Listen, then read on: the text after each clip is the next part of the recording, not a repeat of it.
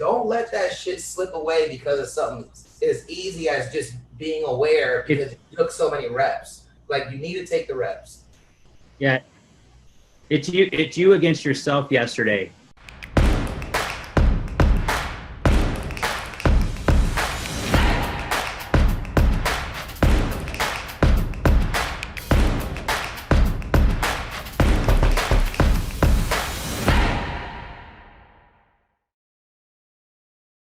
Call them and I'm going to sell that person, right? Here's another point.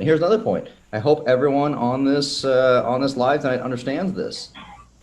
All those fine gentlemen on that couch in San Francisco, myself, Josh Rodriguez, everybody who's sitting on the screen, we've all made a shitload of money. Let's be real. I'm going to be cocky about it. We've all made a shitload of money. And guess what?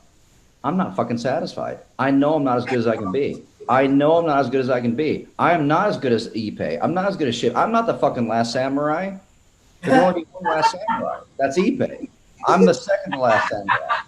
And so I have aspirations. I know who's fucking better than me. I want to level up. And so I'm not happy where I am. And I think you're the best. You want to still go to the second best, or even if stats say you're the look at this like tennis players. Look at Djokovic, Nadal, Federer. Look at LeBron James. They fucking take 10,000 shots. I mean, look, I want to be at that level. I want to not only maintain where I'm at, but I want to get to the next fucking level. And that requires leveling up and getting around the Josh Rodriguez's and the damn people who have what I want. And so, yes, I made a shitload of money. But I ain't satisfied because I know I left stuff on the table. And that fucking pisses me off. Right, and if you don't do all the things that we're telling you guys to do, there might be a Chris Fernandez or an Ipe or a Shiv or an Eric or a Josh is going to steal your deal because they did two more because they weren't scared. And they might not have even been as good, but they had one thing. And like, don't let that shit slip away because of something as easy as just being aware because you took so many reps. Like, you need to take the reps. Yeah, it's you against yourself yesterday is that's the key. I think people get too caught up sometimes, and what everybody else is doing and everything else. And I can tell you, if you're just starting, rather you don't have a client yet, or you have a full book of business, or whether you're making whatever $100 a month through this business or $100,000. The one thing that you got to remember is it's you versus yourself yesterday.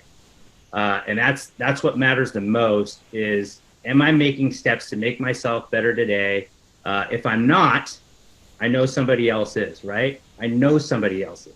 So that's why, but you got to want to do that yourself. You have to want yourself to be better the next day. And you got to it's a continued evolution of yourself. That comes back also, by the way, in rapport building. You may have sometimes where you're talking to a client, and Chris was talking about goals and like, hey, you got to understand them, right? Like had this conversation about how you need to understand where your client's going.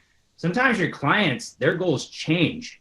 And if you're not checking in on them, you might have somebody cancel because their goals change and you're still doing the same old thing. So make sure, especially when you have a client, that you're continually touching them like that. That rapport building is in that, like, being a human being doesn't leave after you get the sale. You have to continue to stay in there to keep them, keep engaged and keep providing value with people. Like it's too often that you see people that the grass is always greener, right? But in our family, we say it's always greener where you water it, right? And so that's the way we look. We don't. It's not the other side. It's always we water the grass right where we're at, and we try to make what we have beautiful. It's not that you're not trying to go get more business, but you also have to make sure once you've done all this work to get these clients that you continue to water the grass and continue to be a human. And that's where that authenticity kind of comes in. You still love those people. Now, for you guys in phone sales, a little bit different because it's a little bit more like we're churning them. You're not going to get to know every single one of them like on that sort of level,